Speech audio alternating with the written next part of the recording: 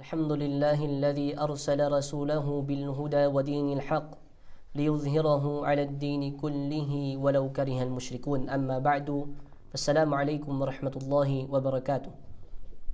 Mga kapatid ko sa pananampalatayang Islam, hindi limit sa ating kaalaman na ang Allah subhanahu wa ta'ala ay nagpadala ng kanyang mga propeta upang magbigay ng mga magagandang balita o magbalita ng mga magagandang balita at upang iparating sa mga tao ang mga bagay na mga ipinagbabawal ng Allah subhanahu wa ta'ala o yung mga masasamang balita.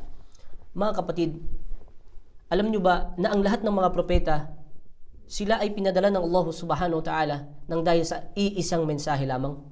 Sila ay pinadala ng Allah subhanahu wa ta'ala nang may iisang relihiyon lamang, mga kapatid ko sa pananampalatayang Islam. Ano nga ba yung relihiyong ito?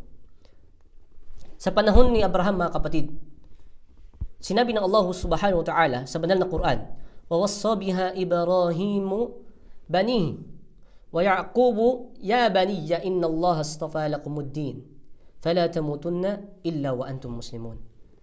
Sinabi ng Allah subhanahu wa ta'ala, katotohanan, sabi niya, na si Abraham at si Yaqub, si Abraham at saka si Jacob o si Jacob ay kanilang binigyan ng paalala ang kanilang mga anak.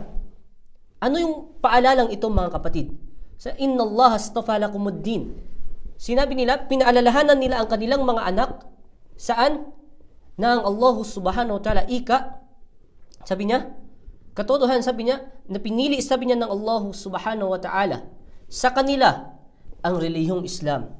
Lakumuddin, fala tamutunna illa wa antum muslimun. At sabi ng dalawang ito, sabi ni Abraham at ni Jacob o Jacob, wag kayo, sabi niya, at wag kayong pumayag na kayo ay dadatnan ng kamatayan na hindi kayo mga Muslim. Huwag kayong pumayag na kayo ay dadatnan ng kamatayan na hindi nyo yakap-yakap, na hindi kayo mga Muslim, hindi kayo naniniwala sa Allah subhanahu wa ta'ala, hindi kayo sumasamba sa nag-iisang Diyos na ang Allah subhanahu wa ta'ala. Bakit?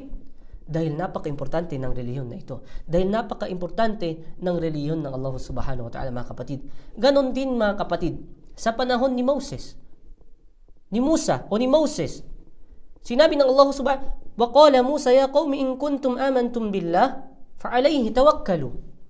Sinabi ng Moses sa mga tao doon sa kanilang lugar, sabi niya, ya qawmi in kuntum amantum billah, kung tunay, sabi niya, o kayong mga tao sa masang katauhan doon sa kanilang lugar, sabi niya, in kuntum amantum billah, kung tunay kayong naniniwala, nagpapakupkup sa Allah subhanahu wa ta'ala, sumasamba sa nag-iisang Diyos, fa alayhi tawakkalu. Sabi niya, kayo ay ibigay niyo sa Allah subhanahu wa ta'ala ang inyong tiwala, ang buo ninyong tiwala, in kuntum mu'minin, kung tunay kayong naniniwala, kung tunay kayong sumasamba sa nag-iisang Diyos. Ibig sabihin, mula kay Abraham, kay Jacob, hanggang kay Moses, ang kanilang relihiyon, ano? Ang mga tao doon, sa sinaunang tao, ay sila ang tinatawag silang mga Muslim, yung mga taong naniniwala sa Allah subhanahu wa ta'ala. At yung mga naniniwala sa mga propeta. Sila ay yung mga Muslimun. Ibig sabihin, isa yung kanilang relihiyon. Okay? Ganon din, mga kapatid. Sa panahon ni Jesus, mga kapatid ko sa pananampalatayang Islam, at yung mga kapatid natin na hindi pa Muslim, sa mga kapatid natin na mga Kristiyano, o ano pa man yung kanilang relihiyon, sa panahon ni Jesus, mga kapatid, falamma ahasa Isa minhumul kufra, kasi sa panahon ni Jesus, nung siya ay pinadala ng Allah subhanahu wa ta'ala sa lugar, sa bansa ng Israel, upang saan? Bakit?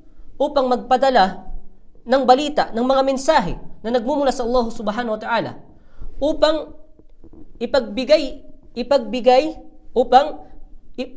pahintulot sa mga bagay, sa ibang mga bagay na ipinagbabawal sa kanila noong panahon ni Moses. Sabi ni Jesus, sabi niya, wajitukum bi ayatin min rabbikum.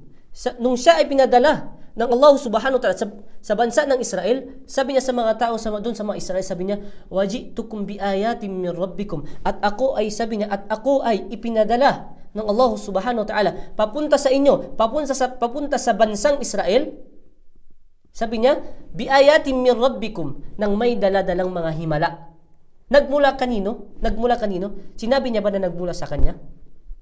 Sabi niya, biayatin min rabbikum. Sabi niya, ako na may daladalang mga himala na nagmumula sa Allah subhanahu wa ta'ala. Kagaya na lamang ng yung pagbuhay sa patay. Isa yun sa mga himala ni Jesus. Yung pagsalita niya nung siya ay sanggol pa. Isa yun sa mga himala. Ngunit yung himala na yun ay nagmumula sa Allah subhanahu wa ta'ala. Upang bakit? Upang siya ay paniwalaan ng mga sangkatauhan. Saan? Sa Israel. Na siya ay isang propeta. Na siya ay isang mensahero na nagmula sa Allah subhanahu wa ta'ala na pinadala sa kanila. Sabi ni Jesus, fattaqullaha wa ati'un. At sabi ni Jesus, katakutan nyo, sabi niya, ang Allah subhanahu wa ta'ala at sundin nyo. At sundin nyo kung anuman ang kanyang ipinag-utos, ang ipinag-uutos ni Jesus. Bakit? Dahil ang mga pinag-utos ni Jesus, ang mga bagay na ipinagbabawal at mga pinag-uutos, na inuutos ni Jesus, ito ay nagbumula saan? Sa Allah subhanahu wa ta'ala. Mga kapatid ko sa pananampalatayang Islam. Sabi ni Jesus, Inna Allah Rabbi wa Rabbukum. Bakit sabi niya, sundin nyo? Bakit sabi niya, katakutan nyo ang Allah? At sundin nyo, sabi niya, ang kanyang mga utos? Dahil katotohanan, sabi niya, Inna Allah Rabbi wa Rabbukum fa'budu. Sabi ni Jesus, dahil katotohanan na si Jesus, na ang Allah subhanahu wa ta'ala, dahil katotohanan na ang Allah subhanahu wa ta'ala, Rabbi wa Rabbukum, ay ang Panginoon. Sabi niya, ay ang aking Panginoon. Dahil katotohanan na Allah ay ang aking Panginoon at inyong Panginoon. Fa'buduhu. Sabi ni Jesus, at sabi niya, sambahin niyo ang Allah subhanahu wa ta'ala nang nag-iisa. Nang walang, katambal, mga kapatid ko sa pananampalatayang Islam. At sa mga kapatid natin iba pa. Sabi niya, hada siratun mustaqim. At ito sabi niya, yung tuwid na landas. Ito sabi niya, yung tuwid na landas, mga kapatid ko sa pananampalataya. Mga kapatid, mga kababayan ko, mga kapatid, katotohanan. Ngunit sabi niya, pagkatapos sabihin ni Jesus, at sabi niya, falamma ahassa Isa minhumul kufra, at nung napagtanto ni Jesus, napagbatid niya, napag-alaman niya na ang mga tao ay hindi naniniwala sa kanyang mga salita, hindi naniniwala sa kanyang sinabi. Pumunta si Jesus sa mga sangkatauhan at sinabi sa mga sangkatauhan, kanyang tinanong ang mga sangkatauhan sa kanyang panahon doon sa Israel. Sabi niya, qala man ansari ila Allah.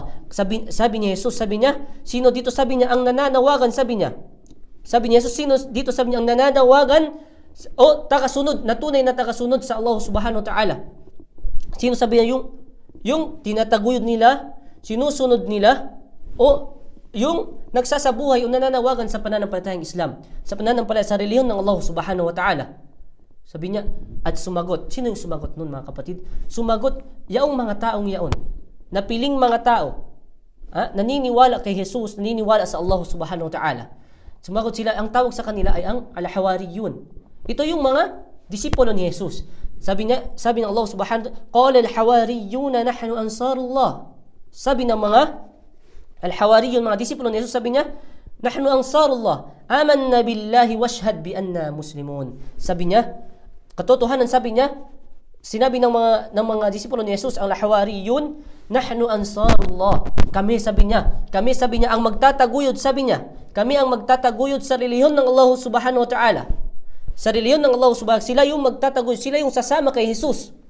Washhad bi anna muslimun. At ikaw, sabi niya, O Jesus, sumaksi ka na kami ay mga Muslim. Yun yung sinabing ng sino? Ng mga disipulo ni Jesus. Ibig sabihin, sa panahon ni Abraham, ni Jacob, papunta kay Moses, kay Jesus, ang lahat ng kanilang relihiyon ay Islam. Ang mga tao doon naniniwala sa Allah subhanahu wa ta'ala, sumasama sa nag-iisang Diyos, nagpapakupkup sa Allah subhanahu wa ta'ala. Ano yung tawag sa kanila? Sila, bi'an na Muslim, sabi niya, na sila ay mga Muslim, mga kapatid. Ibig sabihin, sila ay mga Muslim. Wala sino man, hanggang sa pagdating, hanggang sa dumating na lang, tayo sa panahon ni Muhammad sallallahu alaihi wasallam, sa huling sugo ng Allah subhanahu wa ta'ala, pinadala ng Allah subhanahu wa ta'ala, isa pa rin yung kanilang dinadala. Isa lang ang kanilang relihiyon. Ano yun? Ito yung relihiyong Islam na pinadala ng Allah subhanahu wa ta'ala. Ang sinabi ni Allah subhanahu wa ta'ala kay Muhammad, sabi niya, وَمَا أَرْسَلْنَا مِنْ قَبَلِكَ مِنْ رَسُولٍ إِلَّا نُوحِي إِلَيْهِ. Sabi niya, katotohanan, O Muhammad, hindi kami nagpadala sabi niya, hindi kami nagpadala ng propeta na bago sa iyo, na nauna sa iyo, sabi niya, maliban na lamang na sila ay napagsabihan, sila ay nagdadala ng ng mensahe na annahu la ilaha illa ana fa'budun, na walang ibang karapat dapat sambahin maliban na lamang sa Allah subhanahu wa ta'ala. Anong mensahe yun? Ito yung mensahe ng tauhid. Ito yung mensahe ng pagpapaisa sa nag-iisang dakilang takapaglikha ng Allah subhanahu wa ta'ala, na walang karapat dapat sa pagsamba maliban lamang saan? Kanino? Sa Allah subhanahu wa ta'ala, mga kapatid. Na kung saan ang lahat ng mga propeta, mga kapatid, ang kanilang mga relihiyon, simula kay Adan, kay Moses, kay Abraham, hanggang sa dumating kay Jesus, hanggang sa kauli-hulihang propeta na si Muhammad sallallahu alaihi wasallam, ang kanilang propeta ano? Ano yung kanilang relihiyon? Yung relihiyon nila ay relihiyong Islam, mga kapatid. Sinabi ng Allah subhanahu wa ta'ala, وَلَقَدْ بَعَثْنَا فِي كُلِّ أُمَّةٍ رَسُولًا, at katotohanan na kami ay nagpadala sa bawat nasyon ng mga propeta. Ang bawat nasyon ay may mga propeta. An ya'budullah, upang ipagbigay alam, ipagbigay mensahe, ipagbigay alam sa mga tao, ituro sa mga tao, annahu la ilaha, an ya'budullah, na walang ibang karapat dapat sambahin maliban lamang sa Allah, wajtanibut taghut, at upang sabihin ipagbigay alam, ipagbigay babala sa mga tao na iwasan ang mga bagay na ipinagbabawal ng Allah subhanahu wa ta'ala, mga bagay na hindi ikinalulugod ng Allah subhanahu wa ta'ala, mga kapatid ko sa pananampalatayang Islam, na kung saan, mga kapatid, sinabi ng Allah subhanahu wa ta'ala, lahat ng mga propeta ay may iisang reliyon. Ngayon, importante nga ba ang reliyon? Opo, kapatid. Bakit? Dahil kapag wala ang reliyon, mga kapatid, mahihirapan po tayo, kapatid. Sabi niya, wala tamutunna illa wa antum muslim. At huwag kayong pumayag, sabi niya, na kayo ay mamamatay, dadatnan ng kamatayan, maliban na lamang na kayo ay nasa pananampalatayang Islam, na kayo ay sumasamba sa Allah subhanahu wa ta'ala, nagpapakupkup sa Allah subhanahu wa ta'ala, mga kapatid. Na kung saan binanggit ng Allah subhanahu wa ta'ala sa kanyang banal na Quran, ika ng Allah subhanahu wa ta'ala, inna ad-dina 'indallahi al-Islam. Sabi ng Allah subhanahu wa ta'ala, katotohanan, sabi, at katotohanan, walang ibang reliyon, sabi ng Allah subhanahu wa ta'ala, inna ad-dina 'indallahi al-Islam. Walang ibang reliyon sa Allah subhanahu wa ta'ala maliban lamang sa kanyang reliyon. At ano yung reliyon na ito? Al-Islam. Walang ibang reliyon maliban lamang sa nag-iisang reliyon, na kung sa ito ay ang reliyong Islam.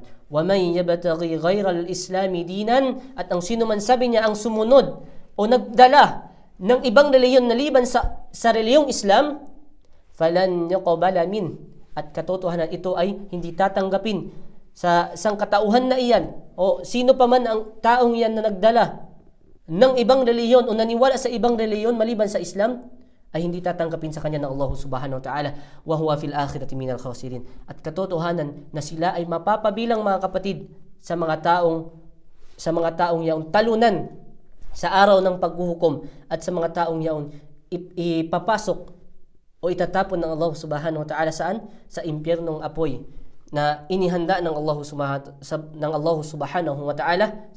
Para saan? Para sa mga taong al-kafirin, o iddat lil kafirin, para sa mga taong hindi naniniwala, tinatanggihan nila yung mensahe ng Allah subhanahu wa ta'ala, hindi nila pinaniniwalaan ng mga propeta, hindi nila pinaniniwalaan kung ano man ang binanggit ng Allah subhanahu wa ta'ala.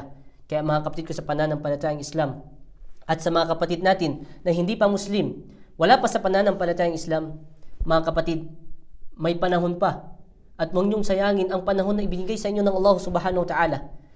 Habang tayo ay nabubuhay, may pag-asa.